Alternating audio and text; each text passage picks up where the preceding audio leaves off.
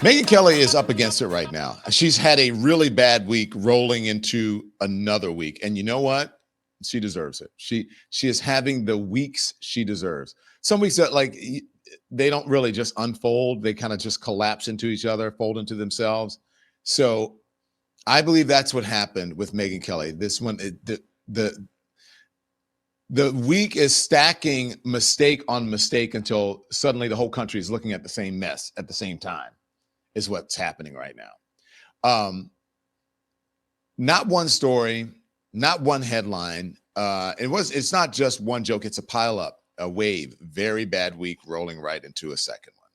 So let's talk this through. And I want it to be simple and clear as I can make it, because they didn't all happen together, but they just so happened to coincide with the uproar and everything that's coming out this week. Okay, so I'm going to go in order, so that you know the way the audience, which is you, is experiencing it, okay? Because that's why this is blowing up. So we're going to start about a year ago, when Ryan Girdusky is his name, where he is on a show, and then he makes this a cable news show, he makes this terrible reference to Mehdi Hasan, who's there on the show with him, says, "I hope your beeper doesn't go off." And then he thought it was funny. Everybody knows what that means. That's the beeper bombs in Lebanon, right? Against Hezbollah. Real bodies, real trauma, real deaths. And then Mehdi pushes back and he says that's not okay. And Megyn Kelly, though, she doesn't blink. Megyn Kelly doesn't even pause. She doesn't say, "Oh, hold on to that, that's a very bad reference." So she invites this Girdusky guy on her show, smiles, and then laughs about it. Here it is. Here's where it went south. Mehdi Hasan leaned so far into playing the victim. He reminded me of those World Cup soccer players and their drama, pretending that they're hurt so that they can get a red card or whatever on somebody else.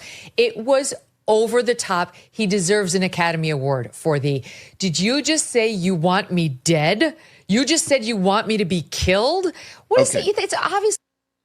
All right, so I want you to hold on to that, okay, to think about it, because I'm going to get back to that. But she smiles and laughs and joins in on the fun, mocking Mehdi's discomfort and comparing him to an overdramatic European soccer player who flops on the ground pretending to be hurt. Or if they do get a foul, they overdo it because they want to make sure the ref sees it and whatever. So that clip, that was a scandal, an uproar, and then it went away. But that clip sat quietly for months. Okay, but not anymore. Now, I want you to fast forward so hold that one. So I want you to fast forward to this month. Megyn Kelly sits on her show and she says that Jeffrey Epstein was not a pedophile. And then she tried to explain what a pedophile is and saying there's a difference between a 5-year-old and a 15-year-old. Now, here it is. I want to see I want to play it, and then you can make of it whatever you want. Here. As for Epstein, I've said this before, but just as a reminder, I do know somebody very, very close to this case who is in a position to know virtually everything. Not everything, but virtually everything. And this person has told me from the start, years and years ago, that Jeffrey Epstein, in this person's view, was not a pedophile. This is this person's view, who was there for a lot of this, but that he was into the barely legal type. Like he liked 15-year-old girls. And I realize this is disgusting. I'm definitely not trying to make an excuse for this. I'm just giving you facts.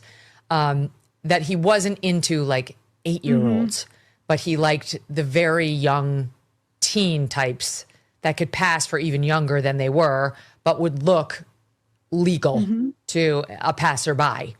And that is what I believed, and that was what I reliably was told for many years. And it wasn't until we heard from Pam Bondi that they had tens of thousands of videos of alleged, forgive me, they used to call it kiddie porn. Now they call it child sexual abuse material on his computer, that for the first time I thought, oh no, he was an actual pedophile. I mean, only a pedophile gets off on young children abuse videos. She's never clarified it. I don't know whether it's true. I have to be honest. I don't really trust Pam Bondi's word on the Epstein matters anymore. Yeah, so I don't know what's true about him, but we have yet to see anybody come forward and say, I was a I was under 10. I was under 14 when I first came within his purview.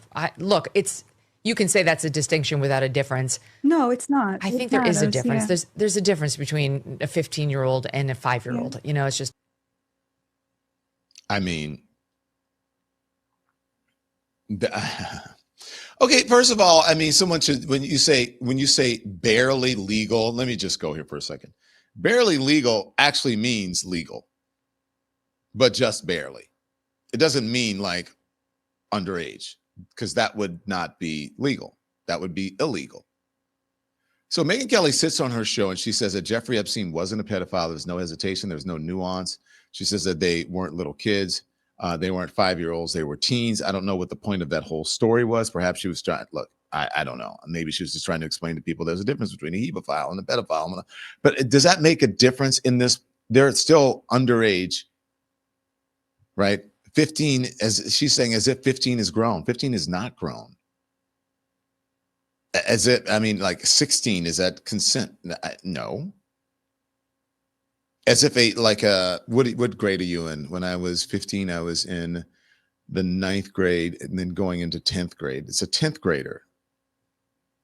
And a 10th grader is a mature, autonomous adult.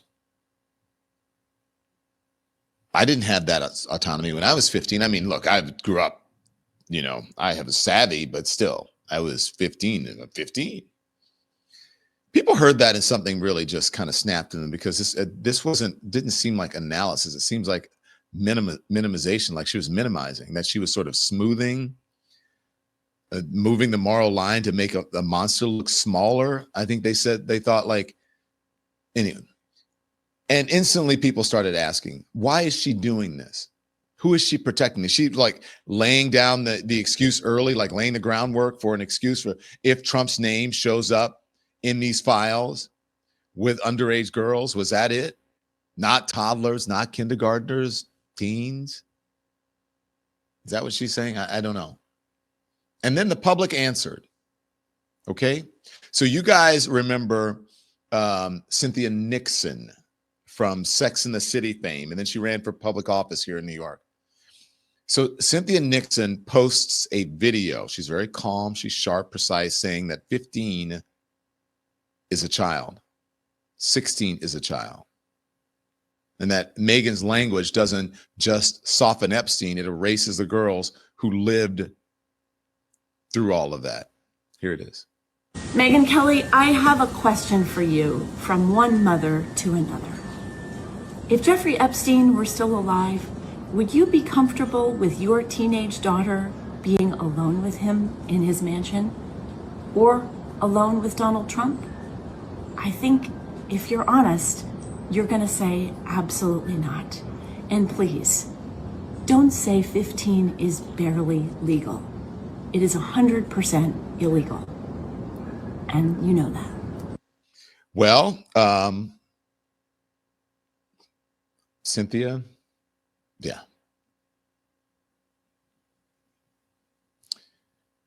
Cynthia wasn't the only one, because then there was a 15-year-old girl named Eloise who posts her own video. She's just a kid in her bedroom saying, if a grown man targeted me at 15, that is a pedophile. And I want you to listen to her. And she said that she spoke to her parents about it, and they said she could post about it. And I want you to listen to her clarity, coming from someone the exact age that Megyn was talking about. It cuts through everything. Watch. Hey, Megyn Kelly. I'm Eloise and I'm 14 years old. I wasn't even going to say anything because the topic is an adult one. My mom even made a video about it yesterday because we didn't feel it was an appropriate topic for a child to speak about. But after hearing you go on camera and explain that Epstein wasn't into 8-year-olds, just the barely legal type like 15, I realized you might need an actual reality check from a literal child. So let me help you out. Megyn, people in my grade are turning 15 right now. Some of us still have baby faces. Some of us still have braces. Some of us still call our parents when we're scared at night. Some of us still look like middle schoolers because we basically are. And the fact that a grown woman needs a teenager to explain that is honestly terrifying. Here's the part you seem confused about. Under federal law, anyone under 18 is a child. No asterisk. No, but they hit puberty. No, older kids don't count. Anyone under 18 is a child. You said you were just giving facts, but here's the real fact. What you said wasn't factual. It was minimizing. It was making abuse sound like a technicality.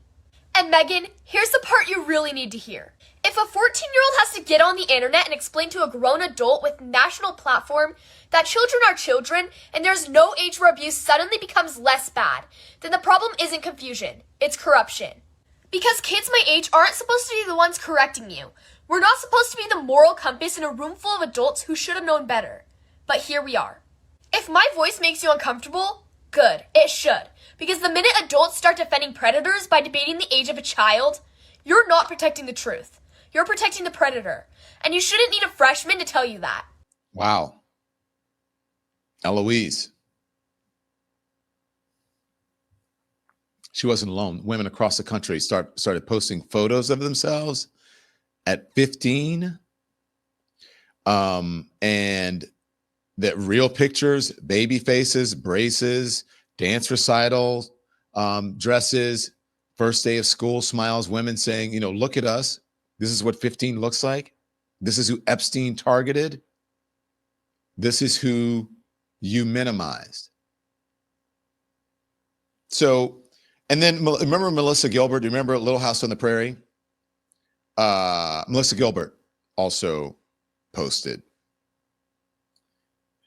This is in People magazine that she wrote about. Melissa Gilbert addresses Megyn Kelly's comments on Epstein girls, shares her own shocking experience on Little House at 15. And if you scroll through, I'm old enough to remember Little House. You guys may not be, some folks in the audience, but Melissa Gilbert became a big TV star back then because this was one of the top, really hot shows. This show and the Waltons, big shows. The reason she's posting this picture is because she was 15 in that show when she got married off to a man in his 20s. And it played out in the world. Nobody said anything that this young girl was 15 years old. She was marrying this man in his 20s. The actor was in his 20s. I think there was like 10 years difference. He was 10 years older than her. And he has since said, I wish that our ages could have been closer together. But back then, nobody said anything. And so, having said all of that, right in the middle of all of that, okay, so this is where I said to hold that thought about the Gerdusky clip. So right in the middle of that, as the Epstein blowback is exploding, no pun intended with the beepers, all right, the old Gerdusky clip resurfaces at the worst possible moment because of what happens next. So Seth Dillon, who's from the Babylon Bee, posts a meme, a beeper with a beeper on it, right next to Megyn Kelly's face. The exact same imagery that she had laughed at when it was aimed at Mehdi Hasan, the exact same joke that she dismissed when he said that it was offensive, the exact same reference that she said wasn't a big deal. And then suddenly now Megyn Kelly is outraged. Suddenly Megyn Kelly is offended by the very same joke.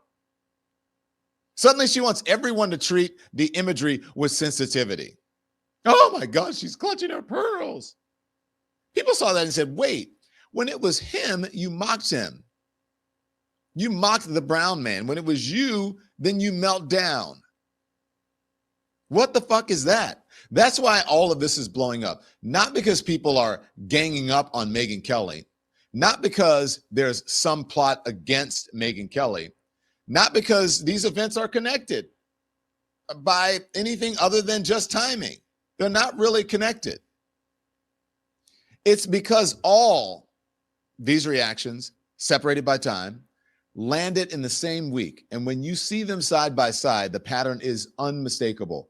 When someone else is hurt, she laughs. When children are hurt, she tries to explain it and minimize it. When she is teased, then she demands that people be gentle with her, that treat me like a snowflake. Selective empathy is what that's, selective outrage, selective rules. This isn't complicated. None of this is complicated. This is human nature in the worst way. And it's visible right now, more visible than she ever intended it to be. A woman softens the language around Epstein. A 15-year-old calls her out. Cynthia Nixon calls her out. Melissa Gilbert calls her out. Women post pictures of themselves as children. And then, right on cue, she becomes the victim of the same joke that she once defended. It didn't happen in a straight line. It happened all at once. And that's why it landed like an earthquake. Some weeks fall apart on their own. Some weeks pull the curtain back. This one was one of those weeks, rolling into another week. Because the truth is simple. Megyn Kelly didn't trip into a bad week. She walked right into a mirror, and the reflection finally clapped back. Thanks so much for watching, everybody. Your support means the world to us. Don't forget to hit that like button and subscribe so you never miss a show. We're live every weekday at 10 a.m. and 5 p.m. Eastern Time with new clips dropping at 2 p. and 8 p. And if you want even more Don Lemon Show content, join the Lemon community. Members get exclusive posts, behind-the-scenes videos, and live chats just for you. So hit the join button or visit our channel page to sign up. Thanks again for all your love and your support, and I'll see you next time.